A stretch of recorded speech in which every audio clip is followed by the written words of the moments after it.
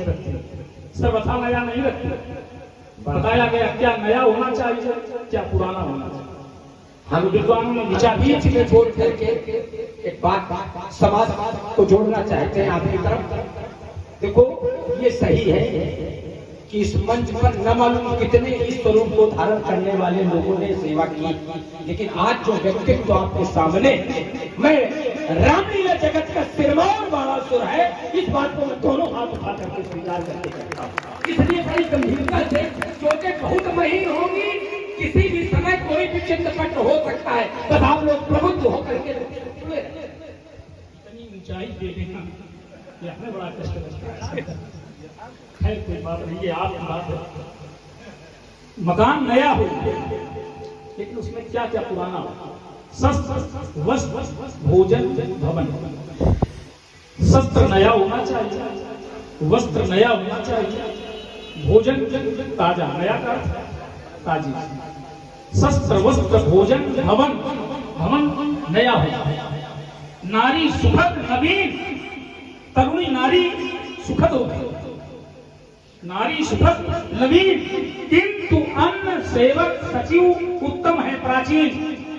अन्न पुराना अच्छा होता है, सेवक पुराना अच्छा होता है, मंत्री पुराना अच्छा होता है।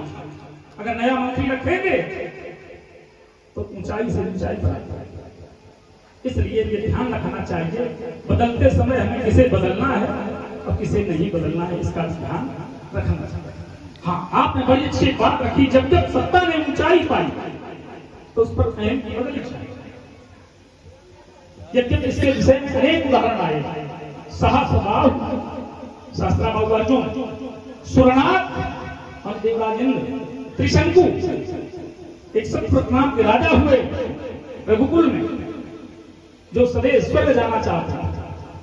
सहस्रबाहु सुरनाथ त्रिशंकु के नराज मदीन, लेकिन जो सत्ता की ऊंचाई पाते, अर्थात जो भौतिक ऊंचाई पर पहुंचते, भौतिक ऊंचाई पर पहुंचने वाले हमेशा पतन की ओर जाते हैं, लेकिन जो आध्यात्मिक ऊंचाई पाते हैं वो कभी पतन की ओर नहीं आते। एक उदाहरण दे रहा हूं, जैसे आपने बहुत से उदाहरण दिए, मैं एक ही उदाहरण सब उदाहरण काट रहा था। ध्रुव सगलान जपो हरिनाऊ तो पायो वचन अनुपम थाऊ। क्या ध्रुव का आज तक पतन हुआ? क्योंकि वो आध्यात्मिक ऊंचाई, आध्यात्मिक ऊंचाई वाले कभी नीचे नहीं आते। इसलिए राजा जनक की जो ऊंचाई है वो भौतिक ऊंचाई नहीं है, वो राजा तो हैं लेकिन राजर्षि, राजा होते हुए भी ऋषि हैं। इसलिए उनके विषय में ये कल्पना आपकी उचित नहीं है, ये दोषारोपण आपके लिए उचित नहीं है। और हम यहां से शुरू हो रहे हैं जहां छोड़ा। आध्यात्मिक ऊंचाई वाला व्यक्तित्व नीचे नहीं आता, यही पे आडंबर न उठा के केवल एक बिंदु से ही यात्रा कराएंगे, जुड़े रहिए। आध्यात्मिक ऊंचाई वाला व्यक्तित्व नीचे नहीं आता है, तो नारद की ऊंचाई क्या भौतिक ऊंचाई? एक तो समाज में उत्तर होंगे, देखिए बिल्कुल चित्तपट हो तो मानना। आइए, नारद की ऊंचाई क्या भौतिक ऊंचाई थी? बढ़िया है, क्या बात जोड़ी। कल हम वहां से शुरू हो रहे जहां आपने छोड़ा। कौन कौन कर नए होने चाहिए, कौन कौन पुराने होने चाहिए? वकील साहब संकेत भेज दें, आपका आइटम बम रखा है मेरे पास, मैं उसको बोलता रहूंगा, संकेत आप करते रहेंगे। अब आज ये संकेत बंद कर, यो संकेत खाली करना तो सब समान हो। क्या क्या तो नए में बताया कि शस्त्र नया होना चाहिए, तो क्या पुराना तोड़वा देना चाहिए? इसीलिए तोड़वाया जाएगा। सेवक नया होना चाहिए, तो पुराने को मरवा देना चाहिए। रुको, अब जब आपका आवे तब अपना क्या कहे, मध्य में नहीं, बिल्कुल नगर नगर होगा, समाज में होगा, कोई लंबी बात नहीं। दो पक्षों में नारी नहीं होनी चाहिए। बढ़िया, ये संदेश दे पुरानी भगाव नहीं ना, क्या क्या समाज में क्या परोसना चाहते हैं? नारी नहीं होनी चाहिए, ये समाज ठीक है। अगर हम तुम्हारी इस बात को मान ले कि शस्त्र नया होना चाहिए, नारी नहीं होनी चाहिए, सब हो सकता, लेकिन क्या पुरानी को मार देना चाहिए या पुराने को नष्ट कर देना चाहिए या पुराने को सम्मान मिलना चाहिए? अल्प विराम लगा के बात छोड़ो। यही से उत्तर है। हमने जो कहा था एक शब्द में आप बोल दीजिए, क्या कहा था? सुखद नवीन। सुखद शब्द हमने प्रयोग किया था, क्या काम में कोई प्रयोग नहीं किया। इसका क्या कर देना चाहिए? तो ये आप अपनी तरफ से जोड़े, ये आपकी बुद्धिमत्ता। हमारा जो शब्द होगा बिल्कुल न पाता। ये सुखद होते हैं जो पुराने हैं, कुछ पुराने सुखद, कुछ नए सुखद। हमने ये सीधा जुड़ा था, हमने क्या का कोई अर्थ नहीं जुड़ा। हाँ, इनकी चर्चा जो करें आप, ये पुराने हैं, ये तोड़वाए जा रहे हैं, तो इनके मूल का विषय अलग है। क्यों? क्योंकि जब सेतु पुराना हो जाता है, चेतन सत्ता और जल सत्ता में यही अंतर है। जब सेतु पुराना हो जाता है तो समष्टि के लिए हानिकारक होता है। समष्टि शब्द आप समझते होंगे, समष्टि माने संपूर्ण समाज। समाज के लिए फिर वो हानिकारक होता है, तो एक समय के बाद उसको तोड़वा दिया। ये हमारी दृष्टि में समाज के शेष हैं, धर्म शेष। इसलिए श्रीमान जी ये अधिक पुराने हो चुके हैं, इनका टूटना ही होता है। चलिए हम फिर यही से शुरू हो रहे हैं कि इनका टूटना इसलिए उचित है क्योंकि ये पुराने हो चुके हैं और जोड़ा गया सेत से। बढ़िया, तो सेत को तोड़वा देना चाहिए, नहीं तो सेत से जनहानि हो सकती है। ये बात तो समझ में आ गया। इनको तोड़वा देने से या न तोड़वाने से जनहानि तो नहीं होगी, जोड़ नहीं रही। आसानी से एक आसानी तो जो हम जाना करते, ये हमने पहले कह तुम आसानी से जोड़ ले। हम इसको का मानना नहीं मानेंगे, तो हम जानते हैं तुम जोड़ लोगे आसानी, और इसीलिए हम इतना करारा प्रहार करते हैं। हम दोनों रियायत करके थोड़ा खेल ले, तो सीधे सीधे हमने कह दिया ये चक्कर का मामला। इतनी ईमानदारी से कौन मंच में बोलते? देखिए, आपने कहा कि सेत को तुड़वा देना चाहिए क्योंकि सेत से समझ की हानि हो सकती है, लेकिन ये आप धर्म सेतु कह सकते, तो धर्म सेतु अगर है, धर्म के रक्षक है, धर्म के पालक है, धर्म के पोषक है, तो धर्म के पोषक का शोषण नहीं पोषण होना चाहिए।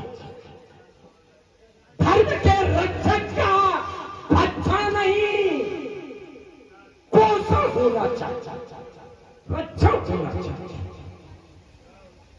गड़बड़ नहीं होना चाहिए। अल्प विराम, जिसे आप शोषण समझ रहे हैं, यही समाज के लिए पोषण। दर्द का पीकर हलाहल मुस्कुराना जिंदगी है, विश्व के निर्माण में खुद टूट जाना जिंदगी। पहले कौन टूटे? महात्मा गांधी। किसके लिए टूटे? क्या वो धर्मात्मा नहीं थे? धर्मात्मा थे, समाज के लिए टूटे। आज ये टूट रहे हैं तो समाज के लिए टूट रहे हैं। तो समाज के लिए टूटना भी इनका पोषण है, शोषण नहीं। क्योंकि संतों की दृष्टि में निर्माण ही मुख्य होता है। निर्माण के लिए किसी का विनाश हो जाए ये भी उत्तम होगा। इसलिए श्रीमान जी, आप सारी बात केवल एक शब्द में सुनिए। आप इन्हें शोषण नहीं कहेंगे, इसे शोषण नहीं कहेंगे, इसे पोषण कहेंगे। आपने एक बहुत अच्छी बात रखी, क्या शस्त्र पुराना हो उससे क्या हानि होगी? पुराना शस्त्र कभी कभी अपने पर ही चोट कर दिया।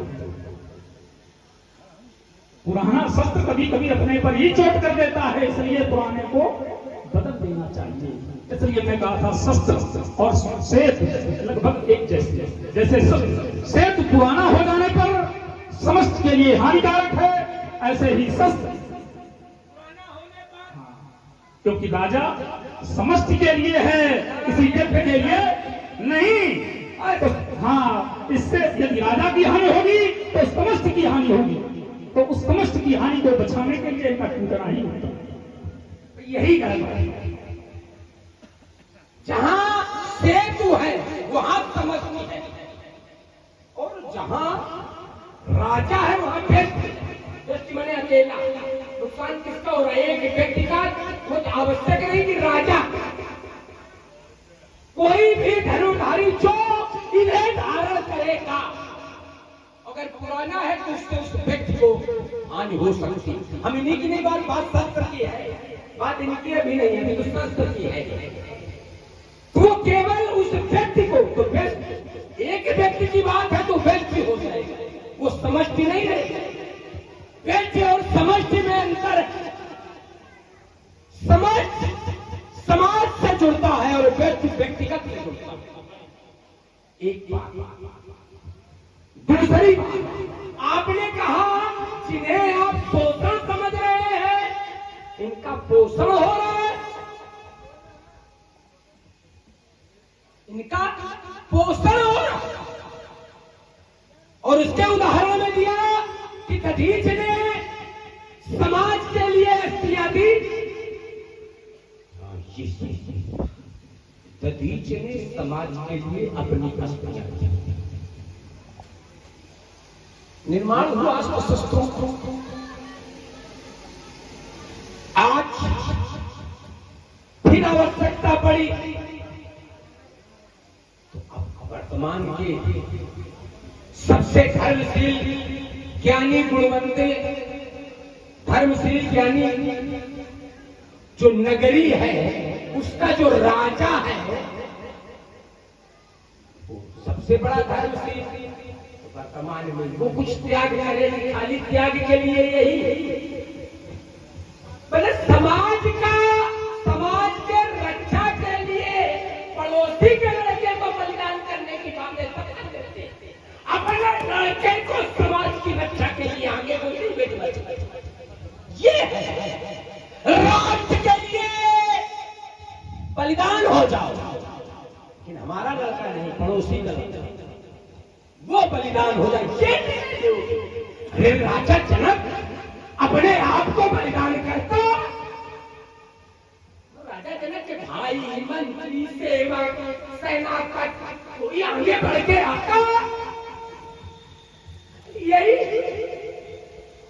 कह रहे हो कि ये समाज के लिए ये बलिदान दे रहे हैं, बलिदान दे रहे हैं, तो ये गड़बड़ लिखा है। सही पुराण को दंड कठोरा और राज समाज आज के तोड़ा स्पष्ट है, तोड़ा वहां क्या जोड़ा, वहां भी तोड़ा, तो वहां तोड़ा, यहां भी तोड़ा, क्या निर्णय इनका नहीं है, किसी और का है। तोड़ा वार्ता अधिक दीर्घ न हो, समास हो तो ज्यादा अच्छा। जितनी वार्ता आपने की उससे बहुत समास हो। आपने कहा था इसे समष्टि के लिए, तो क्या राजा व्यक्ति के लिए होता है? भजे बाली युगल कर से नियम याही सदा से प्रजा है, जबकि राजा से तो राजा भी प्रजा से। राजा व्यक्तिगत नहीं होता, जैसे सेतु व्यक्तिगत नहीं है, ऐसे राजा व्यक्तिगत नहीं है। राजा के अस्त्र शस्त्र व्यक्तिगत नहीं, इसलिए श्रीमान जी ये टिप्पणी उचित नहीं है। हाँ, आपने बड़ी अच्छी बात रखी, बोले राजा जनक ने बलिदान क्यों नहीं किया, वो सबसे बड़ा धर्मशील, बस यही निर्णय आप नहीं कर पाए। वो सबसे बड़े धर्मशील नहीं है। इस ग्रंथ के द्वारा प्रमाणित किया गया सबसे बड़ा धर्मशील कौन? सिद्ध दधीच हरिचंद्र नरेशा सहे धर्म कोटि। इन तीन श्रेणी रखी गई है। अभी इस श्रेणी में राजा जनक नहीं है। और याद रखो, समाज में जो व्यक्ति सबसे अग्रिम पंक्ति में होता है, बलिदान देने के लिए सबसे पहले उसे चुना जाता है। जिस समय अस्त्र शस्त्रों की आवश्यकता थी, तो महात्मा दधीच को चुना गया, क्योंकि उनसे बड़ा उस समय कोई तपस्वी नहीं। यद्यपि एकाध कारण आप अलग से भी गिनाएंगे, वो भी सुने। तो सारी बात समाज की है, इसको अन्यथा लेने की कोई आवश्यकता नहीं। बढ़िया बढ़िया जोड़ दिया कल वर्तमान के 3 ही अच्छा जोड़ दो। अनुप आदमी हो तो डब्बा ऐसा मुंह क्या छोड़ के गलत देते शिव दधीच हरिचंद नरेशा सहे धर्म कोटि कलेका, तो इन्होंने तो सही चुके, मतलब यही 3 दिन आते हो। अब कोई आगे बढ़ के आने वाला नहीं है। दधीच ने त्याग कर दिया, शिव ने त्याग कर दिया, हरिचंद त्याग कर चुके। कोई माई का लाल नहीं है जो आगे बढ़ गया, खाली यही 3 इन लोगों ये तो त्याग कर चुके। अब त्याग करने के लिए तो 3 त्याग कर चुके। जैसे कोई वैद्य किसी का उपचार करे तो आपका ये उत्तर होगा कि ये तो उपचार कर चुके हैं, किसी और से करवा। भाई जो समस्या का समाधान करता है, लोग बार बार उसी के पास जाते हैं। तो आप उत्तर ये करेंगे कि एक बार उस समस्या का समाधान कर चुका है, अब उसके बाद जाने का नैतिक धर्म नहीं। ये आप जैसी की बुद्धिमत्ता होता है। हमेशा व्यक्ति वही दरवाजा खटखटाता है जहां से व्यक्ति को आशा हो। हर व्यक्ति का दरवाजा नहीं खटखटाया जाता, इसलिए श्रीमान जी के उत्तर उचित नहीं होते। ये भी बात सही है कि उसी का दरवाजा खटखटाया जाता है जिसके यहाँ कुछ मिलने का जुगाड़ होता है। ये भी बात सही है। ईमानदारी से बताओ, दधीच के पास क्या बचा जब उन्होंने अस्मिया तक दे दी? दरवाजा किसका सब जब दे दिया तो बचा क्या? अब भी उनका दरवाजा खटखटाया। मतलब कोई अगर आपके दरवाजे आया और उसने अपना घर तक दे दिया, दरवाजा बचे नहीं तो दरवाजा खटखटाओ। सुंदर उत्तर किया आपने, बढ़िया उत्तर किया। दरवाजा दधीच का नहीं खटखटाया जा रहा, ध्यान रखो। अब दरवाजा भगवान शंकर का खटखटाया जा रहा है। ये किसके हैं? भगवान शंकर के। तो उस दरवाजे पर जब कुछ नहीं बचा तो अब वो दरवाजा खटखटाया जा रहा है जिसके लिए लोग कहते हैं धन धन भोलानाथ तुम्हारे कौड़ी नहीं खजाने। 3 लोग बस्ती को बसा दे, आप बसे। इसलिए श्रीमान जी वो दरवाजा खटखटाया जा रहा है जहां से कोई निराश नहीं लौटता। देखिए, दोनों एक ही गुरु के शिष्य हैं, प्रकांड विद्वान हैं। एक तो वेदज्ञ है, इनके बारे में तो कहा जाता है वेदज्ञ नहीं, शास्त्रों की ज्ञाता नहीं। वाणासुर ने भगवान शिव से 3 वरदान मांगे। पहला, माँ पार्वती से उसे पुत्र समान माने। दूसरा, भगवान शिव का आरक्षण प्राप्त हो। तीसरा, अपने समान वीर से युद्ध की अभिलाषा। आने वाले युग में भगवान शंकर ने उनकी तीनों अभिलाषाओं को पूर्ण किया। भगवान कृष्ण के द्वारा जब इनके पांव काटे गए तब इनको लगा कि परम परमात्मा से इनका साक्षात्कार हुआ। अभिषेक जी पांडे एडवोकेट, गोविंद जी तिवारी एडवोकेट, गौरांग जी तिवारी एडवोकेट, प्रीतम सिंह चौहान जी एडवोकेट, श्लोक मस्ती एडवोकेट, आदित्य तिवारी एडवोकेट, आप सबकी तरफ से 1 शेख रुपए वाणासुर जी के लिए समर्पित है। 1 शेख रुपए दशानंद जी के लिए समर्पित है। साधुवाद, धन्यवाद।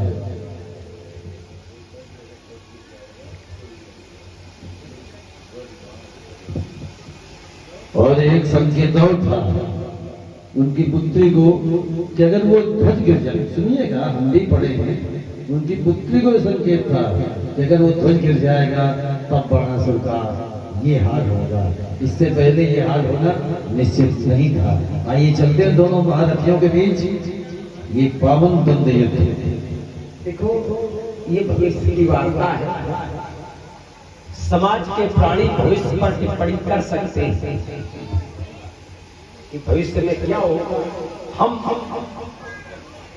धर्म मंच पर खड़े होकर के भविष्य पर टिप्पणी नहीं कर सकते। हम लोग कुछ नियम में बने हुए हैं। ये सब जानते हैं कि क्या आगे होने वाला है ये विषय, लेकिन हम ला करके खड़ा नहीं कर सकते। हम तो वहीं तक जहां तक ये है यहीं तक हमारी सीमा। ये सब जानते हैं कि क्या इसके बाद क्या होगा, ये सब जानते हैं, लेकिन हमारी सीमा है, हम उसी सीमा में रहते हैं। हाँ बढ़िया, कहीं दरवाजा हम वहीं पे खोल देंगे। हम बात देखो इधर उधर थोड़ा, ये सब लोग चाहे तो कुछ करें, हमें आपको वहीं रहना है जहाँ हम लोग खड़े किए गए कि शिव का दरवाजा खटखटाया जा रहा है। शिव का दरवाजा खटखटाओ, बताओ शिव का दरवाजा समझ नहीं पाएंगे। हम नहीं समझ पाते। देखिए, हो सकता है समझ में हमारे को, इसलिए ऐसे समझा दें कि भगवान तक पहुंचने के लिए लोग भक्त का सहारा लेते हैं। जैसे गजेंद्र का मोक्ष होने से पहले ग्रह का मोक्ष हुआ, क्योंकि उसने भक्त के पैर पड़े। ठीक वही स्थिति है, राजा जनक भक्त के माध्यम से भगवान तक पहुंचना चाहिए।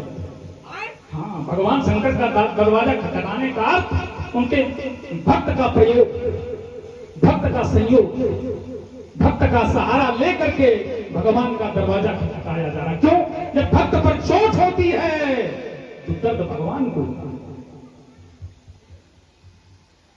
हमें तो ये लगता है कि इस तरह की चूक एक बार दक्ष द्वारा की गई थी।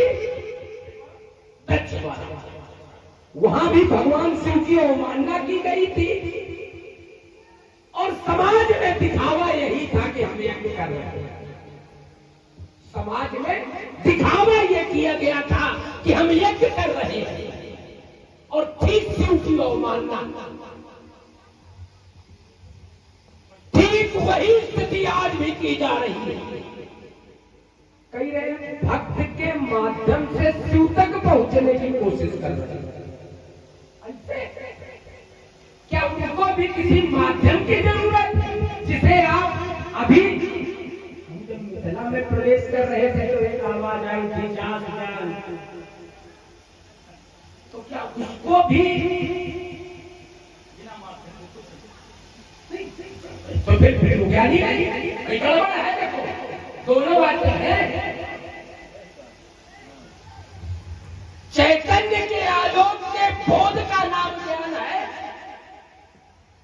चैतन्य के आलोक के बोध का नाम ज्ञान है। तो या तो वो ज्ञानी नहीं जो सुधारा हो तो सहारा लेके उस ब्रह्म तक जाए,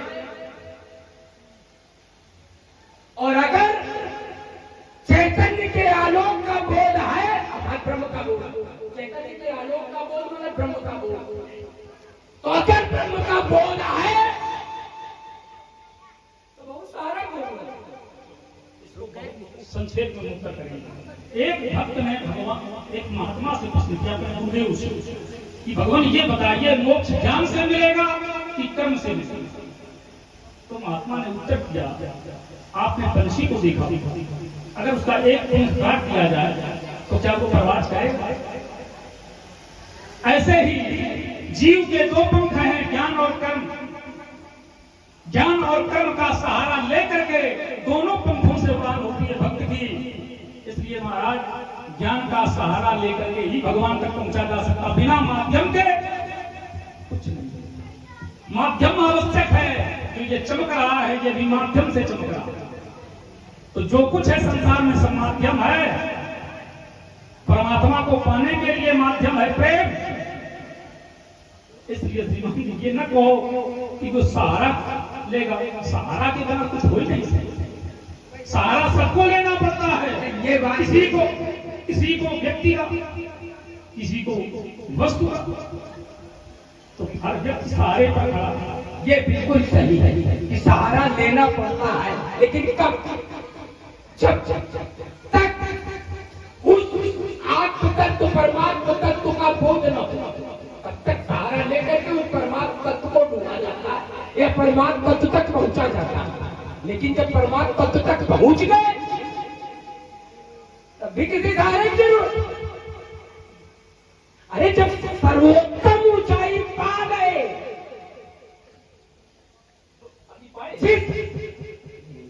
पाए नहीं। जो व्यक्ति ही अंदर है व्यक्ति का नाम लिया है जात ज्ञान। हाँ बिल्कुल बिल्कुल यथार्थ कह रहा हूँ। अब विचार करें मुक्तियां कितनी हैं? 5 मुक्तियां हैं। इन 5 में क्या जनक को अभी एक भी मुक्ति प्राप्त हुई? अगर हुई हो तो हम मानने की ऊंचाई पर पहुंच चुके। जब तक पहुंचेंगे नहीं तब तक सहारा लेना पड़ेगा। जब व्यक्ति गंतव्य तक पहुंच जाता है तब सहारे की आवश्यकता नहीं होती। अभी जब तक संसार में है, जब तक देहाध्यास है, तब तक तो सहारा लेना पड़ेगा। हाँ, एक बड़ा अच्छा प्रश्न आपने रखा था कि दक्ष ने भूल गई थी। दक्ष ने जो किया था उसका विरोध किया गया महात्मा दधीच के द्वारा, महात्मा चमन के द्वारा, लेकिन यहाँ किसी मनीषी ने विरोध नहीं किया। इससे ये स्पष्ट होता है कि जो वहां चूक की गई यहाँ वो चूक नहीं है। इसलिए श्रीकांत जी उस अध्याय को इस अध्याय से जोड़ने का कष्ट न करना। मैं यही से जोड़ के दे रहा हूं जहां तुमने जोड़ा नहीं तो जोड़े दे रहे कि उस समय भी विरोध किसके द्वारा किया गया था? चमन के द्वारा और दधीच के द्वारा। बाकी देवगुरु प्रहार पर सारे देवता, वो सुरेश, वो देवेंद्र, ये देवेंद्र, वो देवेंद्र, सभी उपस्थित थे। सुरेश वो भी था।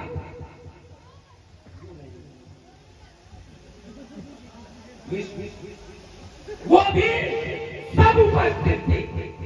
ईमानदारी से बताओ,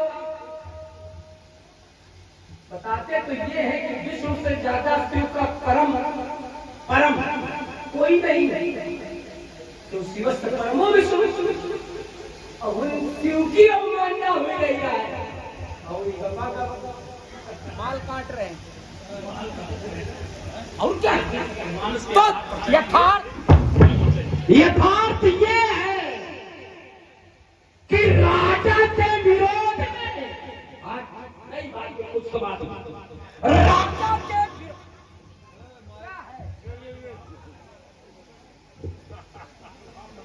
जान चली जा रही साधारण नहीं है। लोहे के चना है। ये प्रतिभा को बचाने का पूर्ण प्रयास है। माइक सही रखें आप।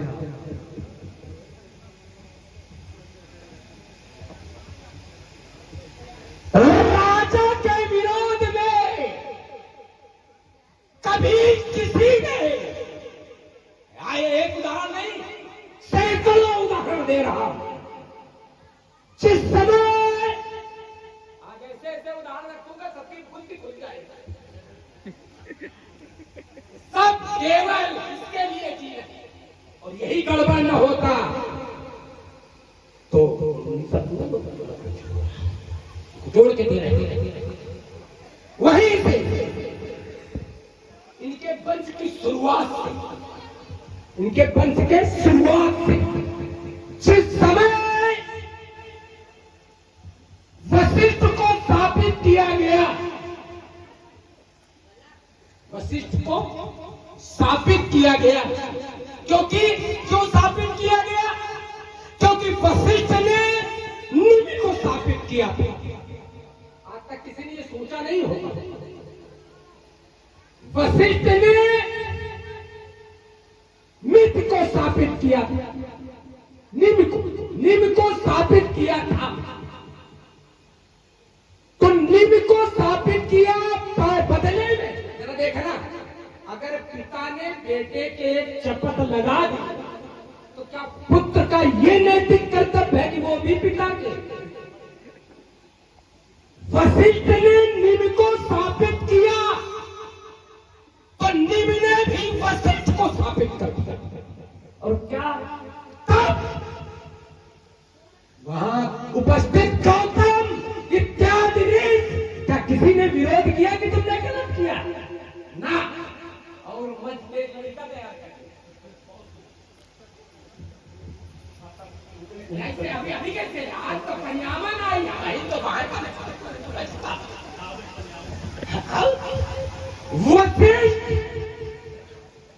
वशिष्ठ को विश्वामित्र ने देखे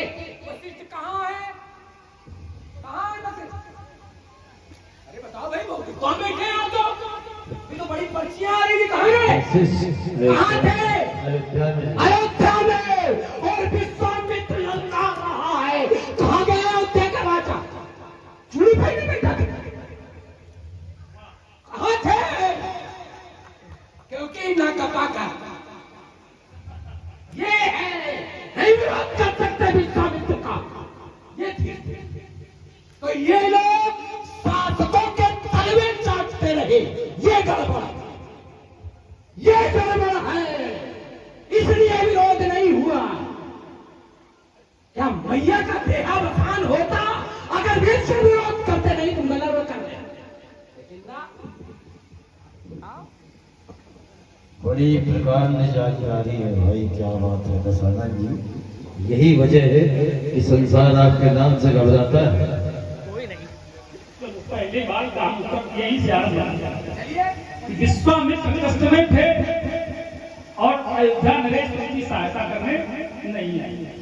आप विश्व विजेता हैं, आपने कितनी सहायता, विश्व के नायक कहलाते हैं आप, आपको चुल्लू पर पानी में डूब, आपकी प्रजा कष्ट में है और दूसरे पर आरोप करते हैं। विचार करो, एक समस्या है, जब कोई व्यक्ति दो राज्यों की सीमा में होता है तब यही समस्या होती है। और विश्वामित्र का आश्रम कहाँ है? वर्तमान बक्सर, जो मिथिला और अयोध्या के मध्य में है। न राजा दशरथ निर्णय कर पा रहे कि हमारी सीमा में है, न राजा जनक, जहां ऐसी परिस्थिति होती है यही होगा सीमा। लेकिन जब समस्या लेकर के पहुंचे विश्वामित्र तो क्या समाधान नहीं किया गया? लेकिन आप विश्व के नायक हैं, आपने कोई समाधान करने का प्रयास किया?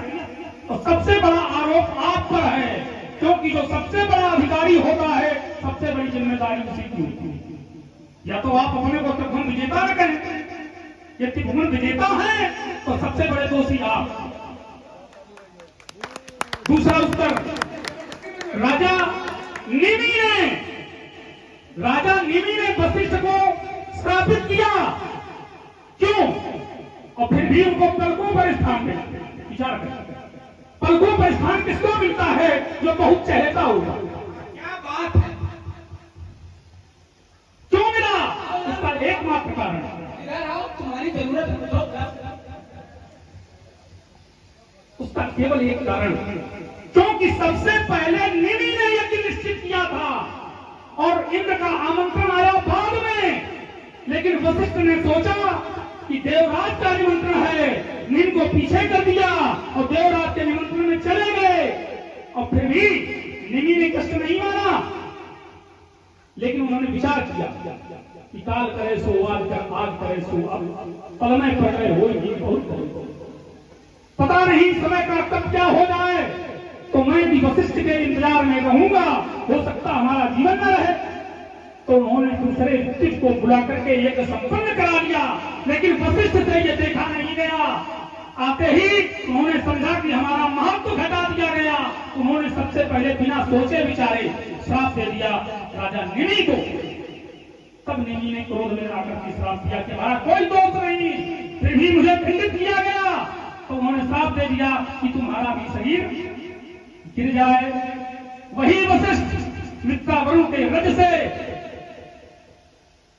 पुनः शरीर धारण करते हैं घड़े से, और दोनों ने एक साथ जन्म लिया। एक कुंभस्थ आ गया, दूसरा नहीं, और दोनों का जन्म घड़े से। एक और नई जानकारी, जिस समय वशिष्ठ का बाल्यकाल था तो अयोध्या का ऋत्विज कौन? कुलगुरु। वहां दो लोग, वशिष्ठ और वामदेव। जब वशिष्ठ छोटे थे तब वामदेव ने कार्यभार संभाला, तो इसलिए श्रीमान जी वहां एक कष्ट। और आप मैया की चर्चा करते हो, मैया को खुद कष्ट है, वो बार बार प्रार्थना करती रही कि छूटऊ बेगी देह यह मोरी, हे परमात्मा ये मेरा शरीर जितने शीघ्र हो छूट जाए। उन्हें ऐसा संयोग मिला, यज्ञ में मिटने का संयोग मिला। जैसे आत्महत्या करने वाले को दोष लगता है, लेकिन मानसरोवर में जो आत्महत्या करता है उसे दोष नहीं लगता, क्योंकि मानसरोवर का जल इतना ठंडा है, केवल स्नान के बहाने से उसका शरीर जल जाता है। और ये वो मानसरोवर है जो ब्रह्मा के मानसिक संकल्प से उत्पन्न हुआ है, इसीलिए उसका नाम मानस है। और इसी से एक नदी निकली है जो अयोध्या से चक्कर बहती है। तो सरमाने तालाब, आप विचार करें, विश्व इतिहास में ऐसा दृश्य नहीं मिलेगा। तालाब, नदियों से तालाब बन सकते हैं, लेकिन क्या तालाब से नदी बनती है? लेकिन मानसरोवर से यह संभव नहीं। मानसरोवर से एक नदी निकली तो सर से निकलने के कारण उसका नाम सरयू पड़ा। सरयू नामकरण इसीलिए है क्योंकि उसका निर्माण सरोवर से है। तब बढ़िया, देखो अब कोई सब समझ रहे होंगे, बिल्कुल सही कही है। हमारी बात क्या थी, तुमने उत्तर क्या किया? हमारी बात केवल ये थी कि यदि पिता बिल्कुल पुत्र की कोई गलती न हो और पिता पुत्र के लिख दे, तो क्या पुत्र भी उठे और लिख दे? बात हमारी केवल इतनी थी। और कोई न्याय से बतावे कि क्या ये उचित होगा अगर लिख दे? और निम ने वही किया, बिल्कुल गलती नहीं थी। और वशिष्ठ ने साफ दे दिया। ऐसा नहीं, गौतम को भोगना पड़ा। गौतम को, चूंकि गौतम के सामने ये हुआ, गौतम ने कोई विरोध नहीं किया, परिणाम स्वरूप गौतम को भोगना पड़ा। गौतम क्या हुआ? कोई विरोध नहीं, इसीलिए नहीं लड़े रहो, आप आपको झुकाए रहो। गौतम के यहाँ कितना बड़ा हुआ, और कहाँ गए राजा? मीठ जिनके यहाँ ये करते थे साहब सेवा, कोई राजा विरोध नहीं की, इंद्र से विरोध करता ना, इसीलिए हम विरोध नहीं करते भैया। आदरणीय Abhishek ji Pandey advocate, Govind Tiwari advocate, Gaurangi Tiwari advocate, Pritam Singh Chauhan ji advocate, Shlok Awasthi ji advocate, Aditya Tiwari advocate, इन सभी महानुभावों ने मिलकर 1 से 1 रुपए की भेंट श्री बजरंग अमला कमेटी के भव्य आयोजन से कमेटी को प्रदान की है। इतने योग्य सुयोग्य कलाकारों का की जो आज उपस्थिति हुई है, इसके लिए 1 से 1 रुपए की भेंट कमेटी की लिए आई है। साधुवाद है, धन्यवाद है। क्या कह रहे थे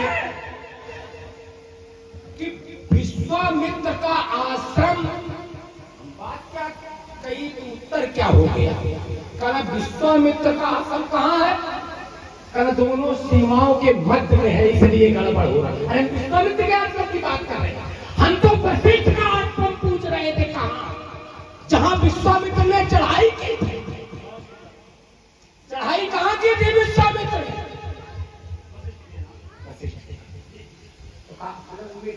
अयोध्या वाले वीर हैं,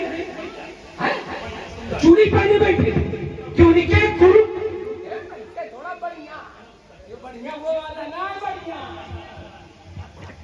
चूड़ी पहने बैठे थे, उनके गुरु के हाथ गड़बड़ हो, और चेला बड़ा बड़ा बताते हैं वहां अयोध्या में, तो सब कहाँ गए वो वीर?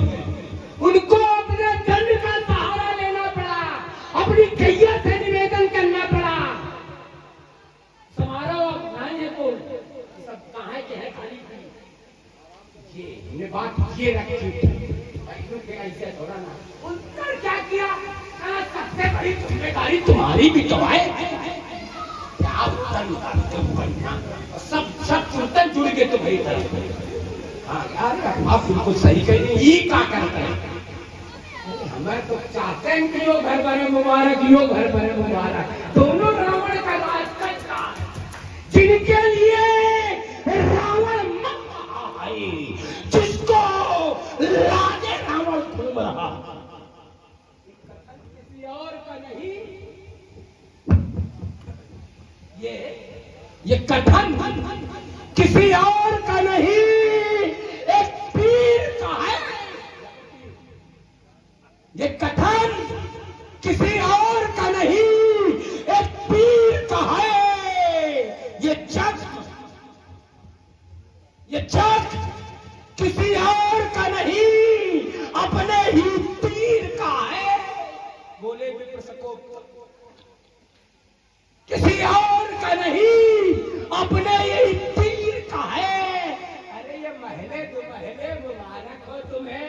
अब ये सारा संसार इस फकीर का है। क्या सुंदर फकीर है, बढ़िया फकीर है ये। जिस दौलत के आगे पीछे मेहनत नहीं है, जिस दौलत के आगे पीछे कोई मेहनत नहीं होती, बरकत जिसे कहते हैं वो बरकत नहीं होती। साहों ने सिर झुकाए हैं फकीरों के सामने, क्योंकि किरदार से बढ़कर कोई ताकत। अब आपने बड़ा अच्छा उत्तर किया, बोले गौतम को भोगना पड़ा, क्या इसके कारण गौतम को भोगना पड़ा? ना ना, देखो कैसा उत्तर कर रहे हैं। मोहिनी सहितम चकार विरतौ रतौ, चंद्रमा की एक प्रेमिका थी मोहिनी, जिसका वियोग कराया महात्मा गौतम ने। तत्फलम गौतम स्त्री विच्छेदो बभूव, इस कारण से गौतम का स्त्री से विच्छेद हुआ और दूसरा गौतम वहां से मर गया। माने जहां उत्तर करना चाहिए वहां नहीं। चंद्रमा की प्रेमिका का वियोग कराया था गौतम ने, इसलिए उनके स्त्री का विच्छेद हुआ। ये उत्तर। अब आपने एक और बड़ा अच्छा उत्तर दिया, बोले वशिष्ठ के यहाँ चढ़ाई की किसने? विश्वामित्र। क्या कुछ बिगाड़ पाए? क्या समस्या हुई कुछ? अगर समस्या होती और राजा दूर न करता तो आप उत्तर करते। जब वशिष्ठ से ही, केवल ब्रह्मदंड से ही नहीं निपट पाए विश्वामित्र, तो फिर अन्य की आवश्यकता क्या? एक बार भी गुरुदेव कह देते तो क्या वो उनकी सेवा नहीं करती? तो समस्या हुई। जब समस्या हुई ही नहीं, बार बार प्रयास किया और यहां तक ही नहीं, स्वयं विश्वामित्र ने राक्षस के माध्यम से उनके पुत्र शक्ति का रक्षण करवा। वही शक्ति जिनके पुत्र हुए पराशर और उनके वंश में हुए वेदव्यास, उनका रक्षण राक्षस के माध्यम से, वो भी आपके संकेत के माध्यम से। तो श्रीमान जी हर जगह जुड़े आप वही हैं, जहां जहां अनाचार है जुड़े आप वही हैं। आप अपने कुछ आके जिसमें सफाई प्रस्तुत है, लेकिन आप बचने वाले नहीं हैं। इसलिए वशिष्ठ के लिए दशरथ को कुछ भी करने की आवश्यकता नहीं पड़ी, क्योंकि उनके गुरुदेव स्वयं इतने सक्षम थे कि केवल ब्रह्म ने आगे कर दिया, समस्या समाप्त हो। तो जब समस्या नहीं तो फिर समाधान की आवश्यकता क्या? चलिए बढ़िया, दो बिंदु बड़े महत्वपूर्ण। थोड़ा सा अवसर हमें भी दे आप। तो प्रकांड विद्वानों के बीच ये नाचीज उपस्थित है, जिम्मेदारी है हमारी, उसका हम निर्वाह कर रहे हैं। आदरणीय महेश कुमार जी अवस्थी के सुपुत्र हैं अजय अवस्थी जी, श्री बजरंग अमरा कमेटी के वरिष्ठ पदाधिकारी, उनके सुपुत्र यशु अवस्थी, यशु इंटरप्राइजेज के डायरेक्टर। 51 रुपए रावण जी को, 51 रुपए बाणासुर जी के लिए भेंट आई है। साधुवाद है, धन्यवाद। इन हीरे नगीनों को मढ़ने वाले क्या ढूंढ के लाए हैं भाई हमारे द्विवेदी जी, जिनकी अंगुलियां तबले पर जब चलती हैं तो मुझको तो लगता है पूरे हिंदुस्तान को ये कंपन महसूस होता है। सुशील द्विवेदी जी सुंदर तबला वादक, तबला नवाज। 51 रुपए रावण जी को, 51 रुपए बाणासुर जी को भेंट की। देखो दहशत में आदमी देता है। हम 5 दिन से बोल रहे हैं सुशील भैया हम अभी देखें, इसका नाम दहशत है। एक तरफ दहशत, एक तरफ धर्म, दोनों का आज मिलन है। दोनों महान भावों के लिए भेंट आई है। साधुवाद है, धन्यवाद है। देखिए एक जानकारी आई है, वशिष्ठ जी का आश्रम माउंट आबू गोमुख में था, क्षत्रिय वंशजों की शिक्षा का केंद्र था। ये घटना जब की है तब माउंट आबू नहीं था। आदरणीय अभिषेक जी पांडे, गोविंद जी तिवारी, गौरांग जी Tiwari advocate, Pitam Singh ji Chauhan advocate, Shlok Awasthi advocate, Aditya Tiwari advocate, बड़े बुद्धिजीवी, बड़े ही जानकार लोग बैठे हैं। क्योंकि पूर्व में जो समय स्थान था आज उसे माउंट आबू कहते हैं। 51 रुपए की भेंट दोनों महान भाव के लिए आई है। साधुवाद है, धन्यवाद है। आदरणीय बड़े भाई जयकांत तिवारी जी 51 रुपए की भेंट दोनों भाव के लिए आई है। साधुवाद है, धन्यवाद। देखिए 2 बिंदु आपने दिए और हम जो बाद वाला बिंदु है वहीं से हम शुरू होते ही हमारी आदत है कि चंद्रमा की प्रेयसी को अलग करने के कारण गौतम को ये भोग भोगना पड़ा। बड़े चरित्रवान व्यक्तित्व का नाम लिया आपने।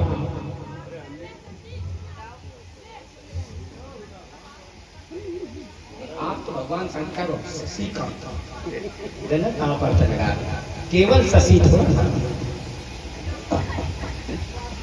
देखिए बड़े चरित्रवान व्यक्तित्व का नाम ले लिया। अभी एक बात कही गई थी,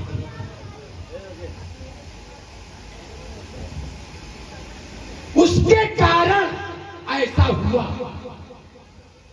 क्या उससे भी ज्यादा कोई निंदा का पात्र हो सकता? जो पंच माताओं में गुरु माता आती है, पंच माताओं में गुरु माता, वहां भी पतित हो जाए, उसका उदाहरण समाज में रखा जाए तो इससे ज्यादा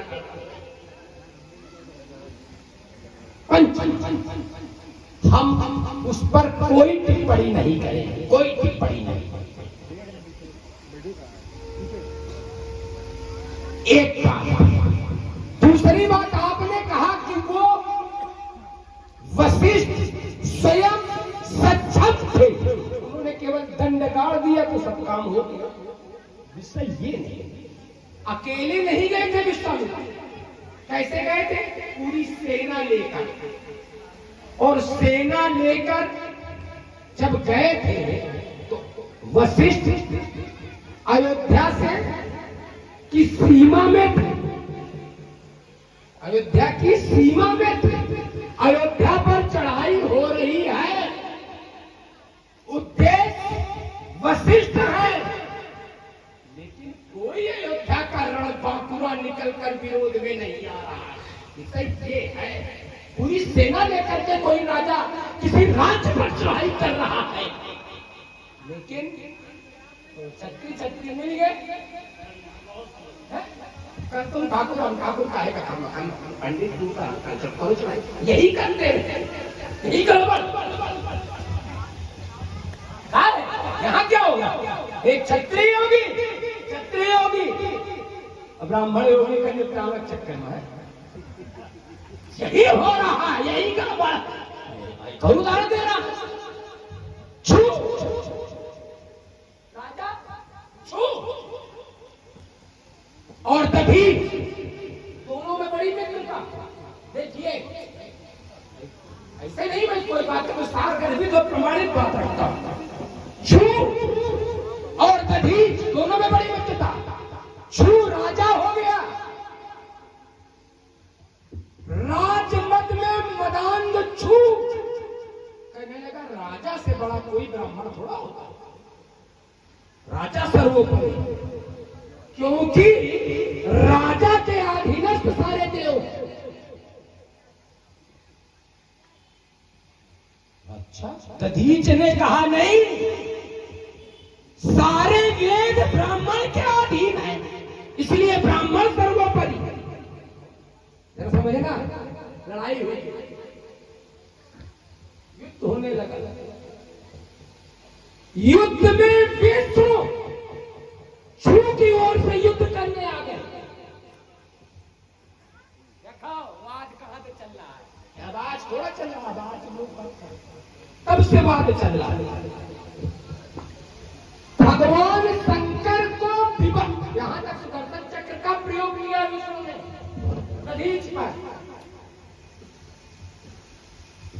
दधीच पर सुदर्शन चक्र तक का प्रयोग कर दिया। भगवान शंकर ने दधीच की रक्षा है, उनकी अस्थियां बचवत कर दी। इस तरह से उनकी प्राणों की रक्षा। खाली है ही कोई काम नहीं चाहिए। अब भिक्षु को कैसे शांति दिलाई जाए? तो भीख मांगने पहुंच गए तो भीख के पास भीख पहचान गए, तो तुम केवल सिर झुका दो, केवल कल केवल सिर झुका दो तुम छू के सामने, या कह दो कि मैंने पराजय स्वीकार कर लिया। नहीं कर सकते। ये स्थितियां हैं। सही बात तो ये है, इसलिए विश्वामित्र के विरोध में कोई भी अयोध्या से निकल के बाहर नहीं आया। सब चूड़ी पहने घरे बैठ रहे। अल्पविराम ये अनावश्यक लाई थी केवल नंदनी गऊ पे, चढ़ाई थी आश्रम पर, और आप जबरदस्ती जोड़ रहे चढ़ाई अयोध्या पर, और रंगगंड से ही सारी सेना समाप्त हो गई। समस्या नहीं है, जब समस्या नहीं तो समाधान की आवश्यकता क्या? अब इसको हम जबरदस्ती जोड़े, भले जोड़े। हाँ, एक विषय बड़ा चाप ने जोड़ा, बोले क्षत्रिय विश्वामित्र और क्षत्रिय। अब तब क्षत्रिय तो कहां गया था जब राजा हरिश्चंद्र को भरी काशी की बाजार में बेचा गया, और एक क्षत्रिय का द्वारा था, कोई दूसरा क्षत्रिय ने ही क्षत्रिय को बेच दिया, शमशान का रखवाला बना दिया। तब कहां थे तुम?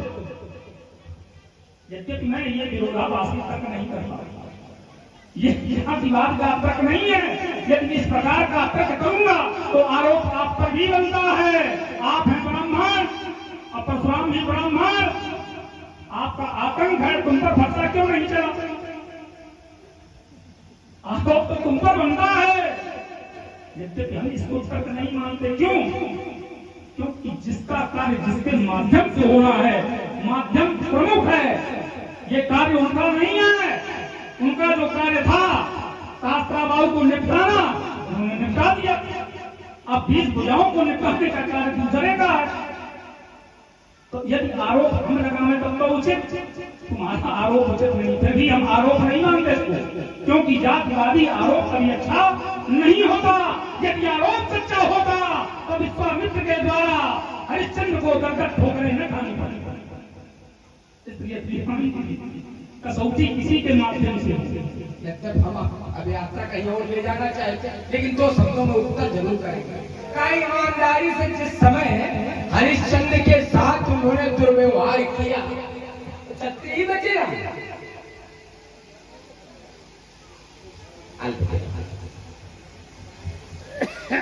पक्का क्षत्रिय बचे ना।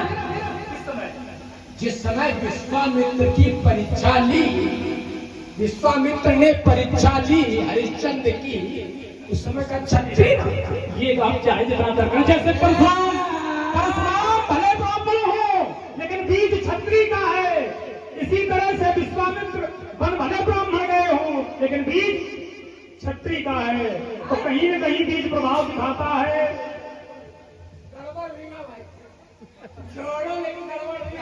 कहाँ गड़बड़? कहीं से भी गड़बड़ हो। ब्राह्मण का था, बीज ब्राह्मण का, तभी तो। और बीज वहाँ क्षत्रिय का यही तो जो चरु बने। समझ रहे हैं तुम्हारी बात? ऐसा कुछ नहीं कहेंगे जो प्रमाणित ना हो। जो 2 चरु बने, एक ब्राह्मणोचित, एक क्षत्रियोचित। क्षत्रियोचित वाला मैया सत्यवती ने पान किया, और ऐसा नहीं उल्टा नहीं। हम यही बात के माता और पुत्री ने बदल लिया था, तो जमदग्नि हुए क्षत्रिय बीज भारी, लेकिन प्रार्थना की गई कि हमारा बालक क्षत्रिय न हो, तो परिवर्तित कर दिया परशुराम ने। तो क्षत्रिय बीज भारी है परशुराम के लिए।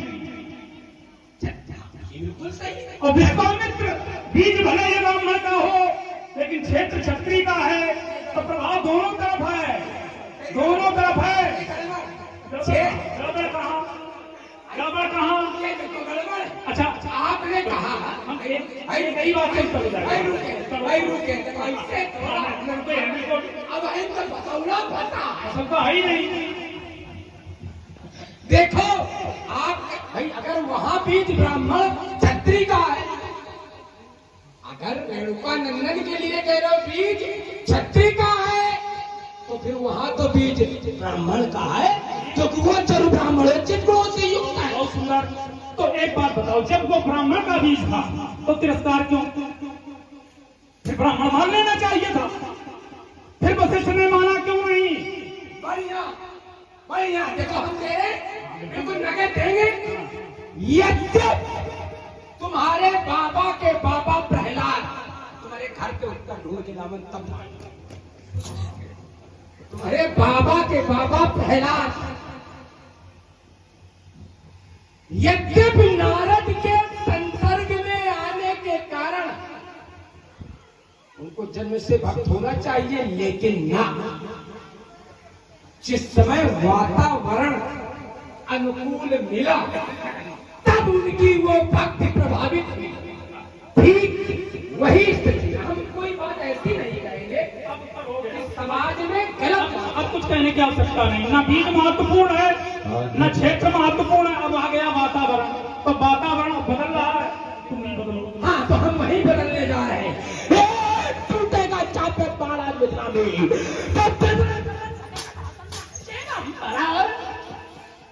सात वर्ष माल आ जाएगा, चंडी ने खबर में साझे लगाए समय गांव से तुरंत का भाग फूट जाएगा। मेरी तो शत्रु के रथ का उठेंगे तो चलता जब ही रहे पैरागे को बढ़ाऊंगा, दो सुबह कठीले निर्मलों की और माला बनाकर आप को पहनाऊंगा। कोबे की चंडी पीत रुधिर रात सोते स्मशान के वो प्रेत जाग जाएंगे, तुम ही हो जाओगे काल के काजब मिथिला से भागने के लाले पड़ जाओगे। करूंगा नाथ तेरे मस्तक पर काल बनकर भाई हला हल्का भरा बोलो तुमको बनकर भाई, ये तो सब स्टैंड उठेंगे, ये पर्दा तेज कांपेगी। हिमालय हो धरा साही करू चुप, मेरे पुत्र की शक्ति अलौकिक गई, परंतु भाई भूतल पर करूंगा चंद्र दिक्कत। यह सन्मुख है प्रकार सुगड़ों के स्वर्ग की सरिता बहाऊंगा, यह काटे बनाऊंगा, रुंडों के घेर आग लगा के दिखाऊंगा। अपनी कलाओं को प्रकट करके मैं योगिनी पिपासी को रक्त में पिलाऊंगा। यदि ना करो तो शपथ गुरु शंकर की, ये अस्त्र शस्त्र छानना ही बाण में दबाऊंगा।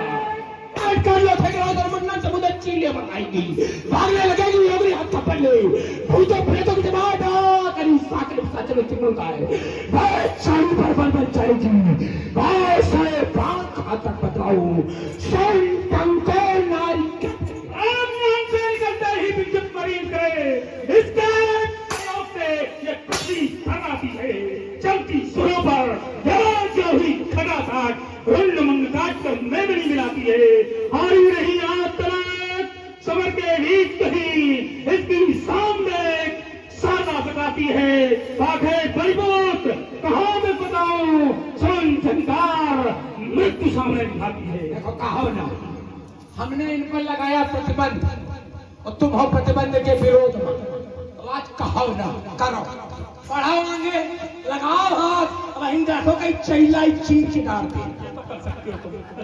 चैला से तुमने न चीरे होते तो आज ये होते हैं, लेकिन जो तुमने लगाया है प्रतिबंध, इसे हम स्वीकार करें, क्योंकि यहाँ होना है सम्मान। आप हटा दीजिए प्रतिबंध, एक बात से प्रेम से उद्बोध करो, जोर से हो शंकर भगवान की। बड़ा ही सुंदर संवाद दोनों प्रतिभागी